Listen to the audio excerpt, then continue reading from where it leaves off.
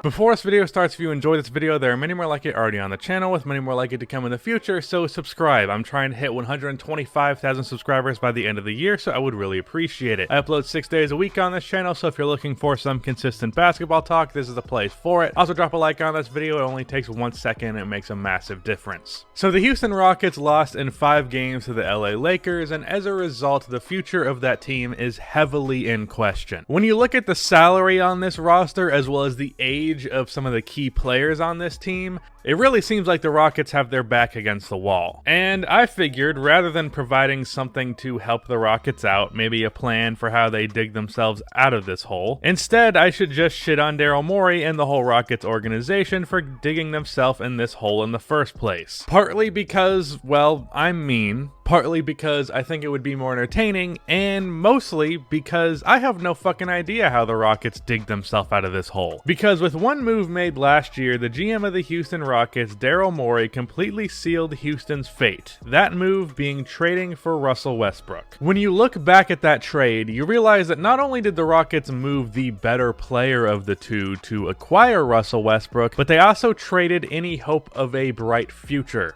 in exchange for Russell Westbrook. They traded Chris Paul, who is a better player than Russ right now, and he pretty much always has been, either because people were sleeping on Paul or overrating Westbrook, as well as a 2024 and 2026 first round pick with no protections, and a 2025 pick swap. There is also a 2021 pick swap, but that will likely be inconsequential. And looking back on it, wow, the Houston Rockets completely fucking butchered their future. So let's talk about it.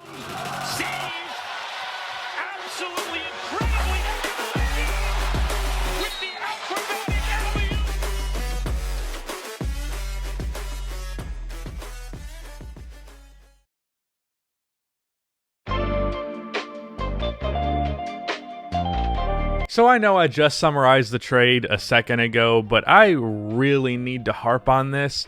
The Rockets traded 3 very consequential first-round picks in exchange for Russell Westbrook. But okay, let's try and justify this, or as the racist kid in your high school debate class would say, let's play devil's advocate. So Russell Westbrook at this point is coming off of 2 back-to-back very disappointing playoff runs, particularly disappointing in the most recent one where he averaged 23 points on 36% shooting, and he lost the who has a bigger dick competition with Damian Lillard by quite a bit. This year also being the worst statistical season for Westbrook since Kevin Durant left OKC. So that's where Westbrook was at this point. Where were the Rockets? Well, they weren't in a particularly good place either. After coming very close to beating the Warriors for the first time in 2018, 2019 comes around, and despite Durant getting hurt and not being able to close out the series, the Rockets still lost in less games than they did last year, in a series where Chris Paul was like, There was also allegedly some turmoil between Chris Paul and James Harden. There's no hard evidence of that, but I also would not be shocked with both of those personalities being what they are. But both the Rockets and the Thunder were in a tough and interesting spot with the 2 players that they wanted to move on from. Paul and Russ both had supermax contracts that they definitely were not worth, or at least neither of them appeared to be worth at the time, because the both of them had the worst trade value of their careers at that point. They both seemed to be declining, with Paul heading toward his mid-30s and Russ into his 30s, with huge contracts with multiple years left on them. So as a result, the only 2 teams that could really trade for either of these guys were the OKC Thunder and Houston Rockets. Which, thinking back, I don't think we should have been as shocked by this trade as we initially were, because when you think about it, who else was going to trade for either of these 2 guys in the positions that they were in? So it kind of makes sense when you look at it that way. So in the headspace of the Rockets, you failed once more against the Warriors, and it seems like Paul is about to fall off hard. There is another team in a somewhat desperate situation with a player they really can't trade for much due to his contract. You have a matching salary, and you can get this player off for them. Pause. That in and of itself isn't that bad. Of course, as we know, Chris Paul didn't end up falling off, but regardless of that, from the perspective at the time, the swap made some sense. However, what doesn't make sense is trading 3 very good first-round picks in the process to make this trade happen. That doesn't make sense at all. The Thunder were not going to get a deal anywhere near as good as this one, like not even fucking close. The Rockets came to OKC with a godfather offer, when in reality they could have just went, we'll give you Chris Paul, our 2021 first, and like our 2024 first top 10 protected, and I'm pretty positive that Sam Presti would have taken that deal happily, because there was not going to be a better deal than that on the table. One pretty good first round pick and one very likely good first round pick in exchange for a 30-year-old on a supermax that is likely going to fall off in the coming seasons. That's not bad at all. A word of advice.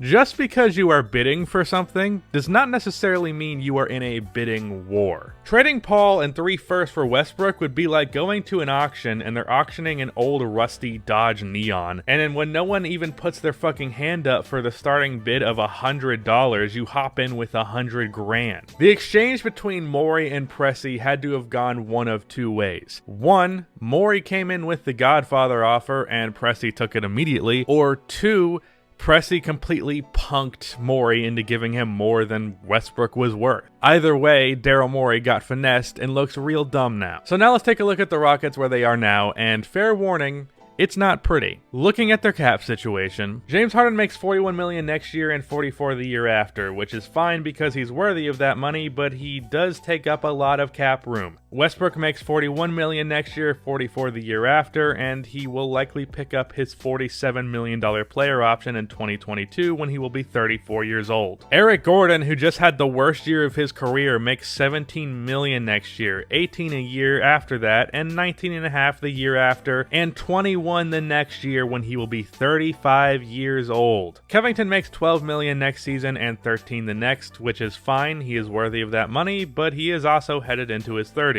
And 35-year-old PJ Tucker makes $8 million. That's 2 basically untradeable contracts. Gordon and Russ are both overpaid for their production, not to mention the fact that they are on the decline. The only thing you can get back for those bad contracts are other bad contracts. Like, I've seen people suggest trading Westbrook for Blake Griffin, and sure, you can do that, but again, that's just bad contract for bad contract. And even though PJ Tucker is on a 1-year deal, he's going to be 36 next season, so you're not going to get a whole lot for him. And PJ and Rocco are really the only 2 players on this team that you can easily trade. But unfortunately, those are the 2 guys that you would like to keep around, because whatever you trade those guys for is not going to be equal value to what they provide as role players. So there's really no way to improve upon this roster. So what do they do for the future? Rebuild, right? That's always the answer. Trade James Harden for a ridiculous amount of young assets and some picks and